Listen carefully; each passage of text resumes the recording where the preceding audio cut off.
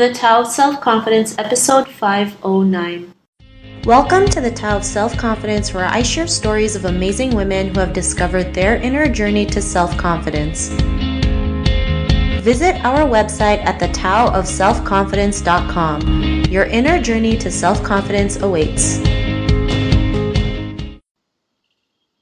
Well, hello friend. Welcome to the Tao of Self-Confidence, where I share stories of amazing women who have discovered their inner journey to self-confidence. I'm your host today, Sheena Yap-Chan, and today I have a phenomenal lady on the show today. She's a sexologist, and she's also the host of Sex with Dr. Jess podcast, and I'm really excited to have her on to share her story with us today on self-confidence. So without further ado, I'm going to introduce you to Jessica O'Reilly. Jessica, how are you today? Maybe you can fill in a little bit more about yourself to our listeners.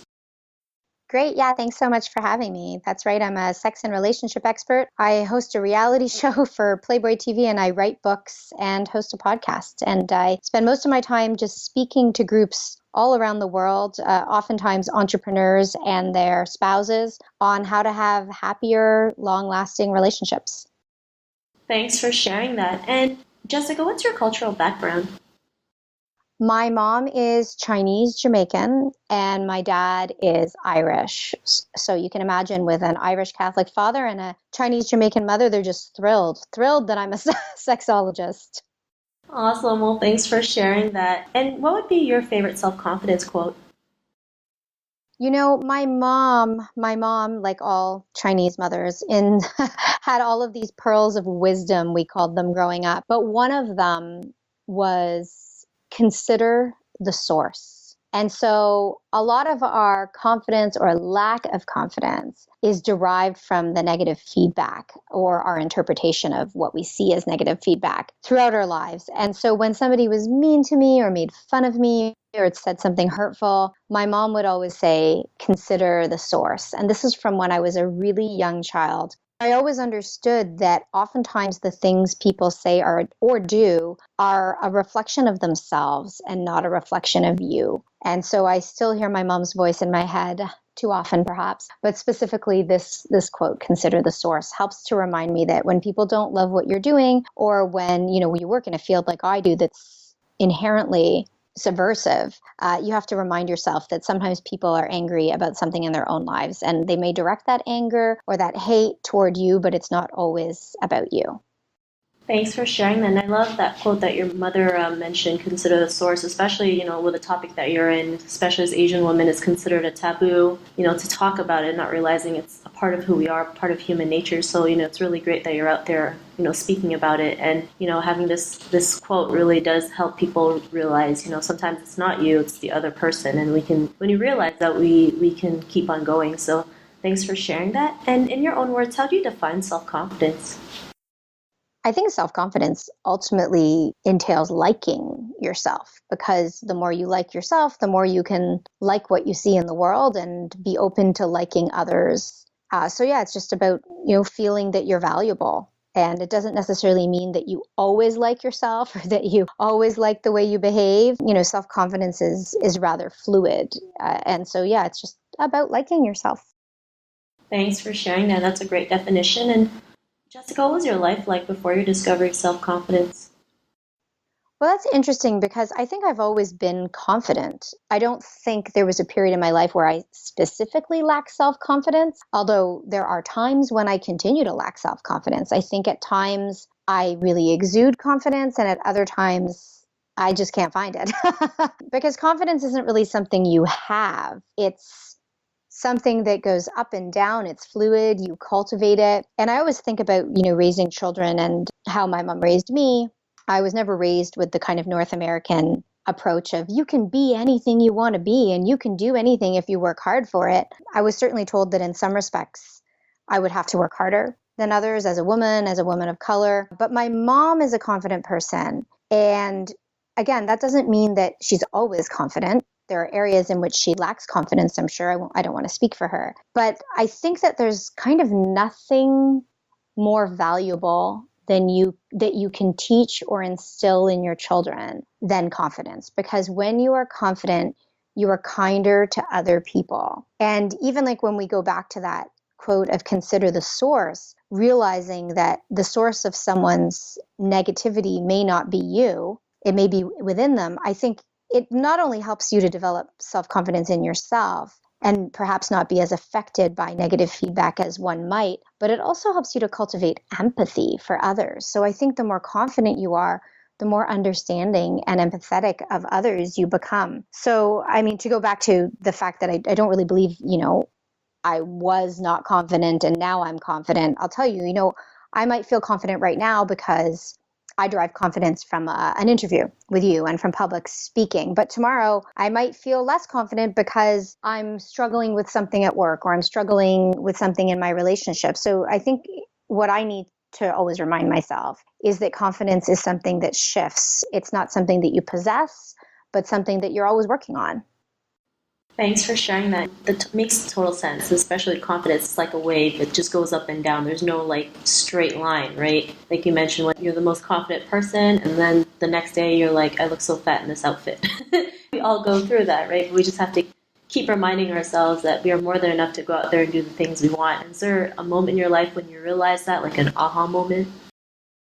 That's interesting. So you just mentioned like body image. And so I think about an aha moment for me around body image involved going to a nude resort. So this couple's resort where I saw naked people, where I saw people of all shapes and sizes having sex. And that was a real awakening for me as a young woman. And as a young woman who was raised to value being skinny, to see people of all different shapes, people who would describe themselves as fat, enjoying their bodies, loving their bodies, enjoying sex was certainly an aha moment for me. And I think that, culturally, we maybe aren't as positive about our bodies as we should be. And one thing that I'm trying to do, and like, for instance, is never complain about my body. Even out loud, certainly I don't complain about my body, but also in my head to just like to know that it doesn't matter if there is not enough fat right here or too much fat right there, because that doesn't change who I am and that doesn't change how I live my life. And I always use this 99 rule. What will I care about when I'm 99? And it won't be whether or not I fit into a pair of pants or filled out a shirt or whatever the messaging around, especially Eurocentric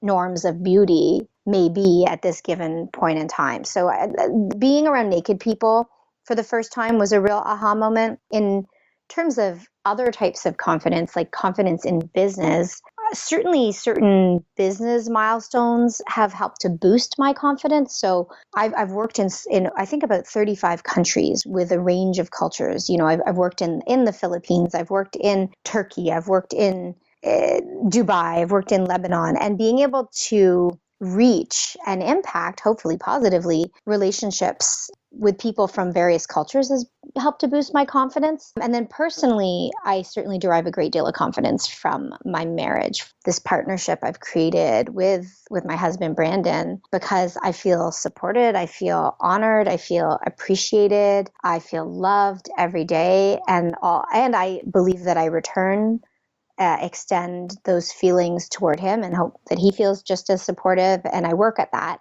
And so all of that boosts my confidence. So, I think about different areas of confidence, and one certainly affects the other, but when you have the foundation in one area and perhaps you're feeling threatened in another, that firmer area can help to hold you up. Thanks for sharing. And I love that story you mentioned about going to the nude beach, because I don't even think I'm confident enough to do that yet. But learning to love your own body, especially, being raised as an Asian woman, most people think Asian women are really just, skinny people, right?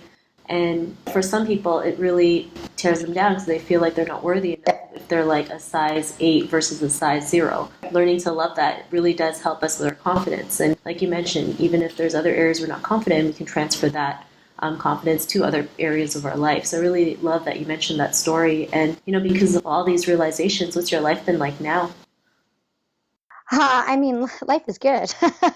I I really have embraced the attitude of gratitude, and I've never really had to work at it. That's the truth. Like, I feel really, really grateful. I know how lucky I am in life. I know how privileged I am in life. And I always think of 3 areas of gratitude and 3 areas of grounding, and that's my health, my relationships, and my security. So security just meaning that, I have food to eat, I have a roof over my head, those things are not threatened. And that's a privilege, which we don't realize as North Americans. And so I think that gratitude is also a part of confidence. And, being able to be aware of my privilege, the way I move throughout the world and the way I'm regarded throughout the world. So life is good, man. That's, and every day without exception, I naturally have that feeling and that thought that life is really, really good. And I want to savor it. I want to enjoy it. I'm fearful that if I don't show appreciation for it, that, at any moment it could be taken away. And if I look at those three areas, my health, my relationships, and my security, I have, a good control over my security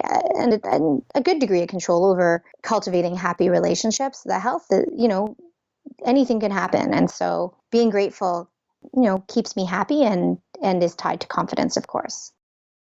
Thanks for sharing that. And I do agree, having the attitude of gratitude does attract the things that you want because we're so grateful of it. It just overflows and it just keeps coming, right? And yeah, it's just amazing. So I'm glad that you mentioned that, especially when it comes to, being grateful for security. Like you mentioned, having a roof over our head or food to eat. In North America, it is just like the basic necessities, but in some countries, that's considered a luxury. So I'm glad that you mentioned that. And Jessica, to the woman who's listening to your episode, she may be in her own journey of self-confidence. What would be that one tip you would give to her?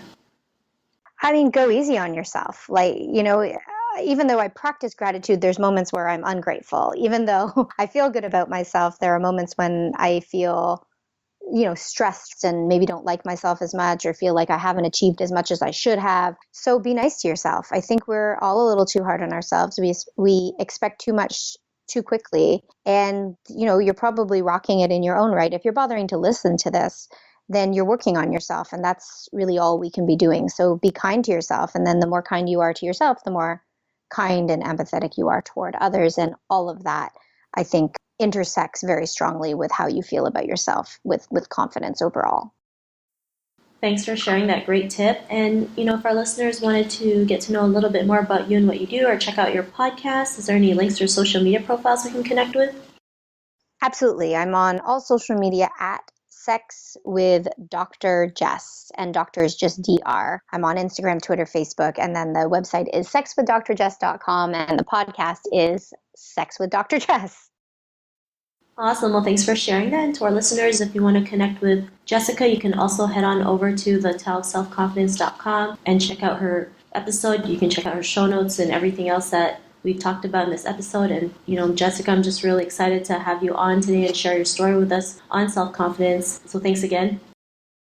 My pleasure. Thanks so much for having me. Not a problem. It's really great having you on the show. And to our listeners, be on the lookout for another new episode of another amazing woman's journey to self-confidence. And we'll talk to you soon. Bye for now. Thank you for tuning in to another amazing episode of The Tao of Self-Confidence. Please subscribe to the show on Apple Podcasts or Spotify to get your daily boost of confidence.